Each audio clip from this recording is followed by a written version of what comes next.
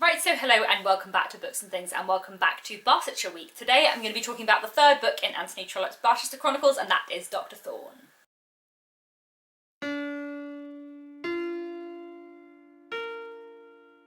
Chapter 1. The Greshams of Greshambury. Before the reader is introduced to the modest country medical practitioner who is to be the chief personage of the following tale, it will be well that he should be acquainted with some particulars as to the locality in which, and the neighbours among whom, our doctor followed his profession. So Dr. Thorne is the third book in the Barsetshire Chronicles, and although it is probably my least favourite in the series, I know it is also a lot of people's favourite book in the series, and I do also kind of understand why. I will talk a bit later on in the video about why it's not my favourite in the series, but to start off with, I will talk quickly about the kind of general plot and premise of the book, and then about the things that I do love about it, because there are a lot of things that I do really love about this book. So Dr. Thorne follows a man called Dr. Thorne and his niece Mary Thorne. Dr. Thorne is a doctor and Mary Thorne is his niece, the daughter of his dead brother, and the daughter of his dead brother out of wedlock, which is quite important because if you're illegitimate in Victorian society, that's not very good for your prospects and people look down on you quite a lot. So Dr. Thorne has looked after Mary all her life and views her really as a daughter. Although the book is called Dr. Thorne, in a way it focuses on Mary Thorne.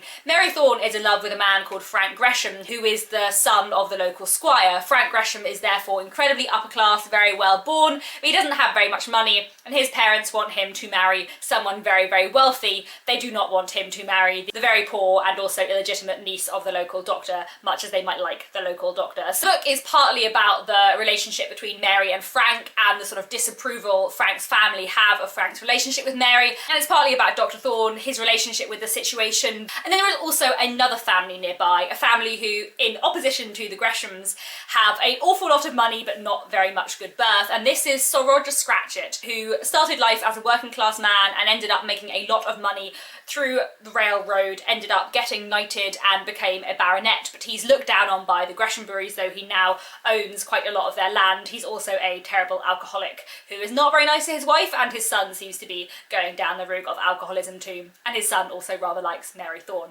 and everything kind of goes on from there. So in terms of things I love about this book, there is a lot that I think is brilliant. It is a really nice, engaging love story, and aside from the love story, which I'll come back to in a minute, Dr. Thorne is a wonderful character and really, really interesting, especially in the kind of dilemmas he faces and the role he plays and the decisions he makes, especially in terms of the conflict between sort of duty and affection, and the conflict between his sort of role as an uncle and his role as a doctor are really, really interesting. I also think the pride that he takes in his niece and in his niece's position, however poor they may be, despite the fact that she is illegitimate, for him she is worthy of anyone and she is above anyone in this society and far above the Greshams, which, let's be honest, she is. And Dr. Thorne is a very interesting character, and his sort of internal debates about morality I think have some things in common with similar debates that take place in The Warden, the first book in the series. I also think that the character of Sir Roger Scratchit and the themes around him as a character are brilliantly explored.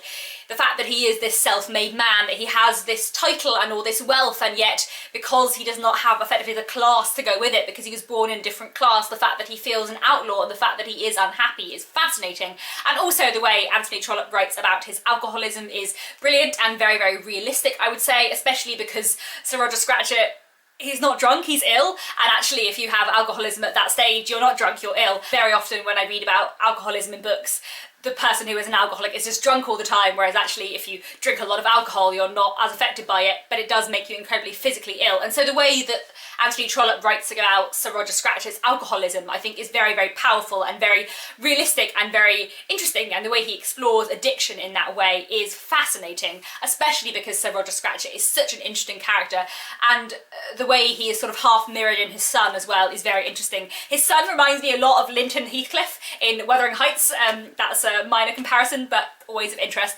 Another thing I love in Dr. Thorne is the minor characters. There are a lot of sort of subplots that I really, really enjoy. One minor character is the wonderful Miss Dunstable, who is an American woman, the heiress to a soap manufacturing empire, who's incredibly wealthy, doesn't care what anyone thinks, speaks her mind in a way that appalls all of these English people, and it's just very, very, very funny. It provides a lot of incidences of great humour, and she's a really, really likeable character. I like her a lot, and she crops up in other books as well in ways that make me very, very happy. And there are other minor characters as well. Frank has two sisters, both of whom I find very interesting, and one of whom especially has a plot that I find, although it's a minor plot and it's not like an important part of the book, I find it really, really moving and really powerful. There are so many great things about this book, and I think it is in a way one of the most accessible in the series. I do understand why it is a lot of people's favourites. However, it is not my favourite in the series, and there are sort of two main reasons for this. The first is that the love story between Frank and Mary I like, but I don't love it. And there is a sort of similar love story in Family Parsonage, the fourth book in the series,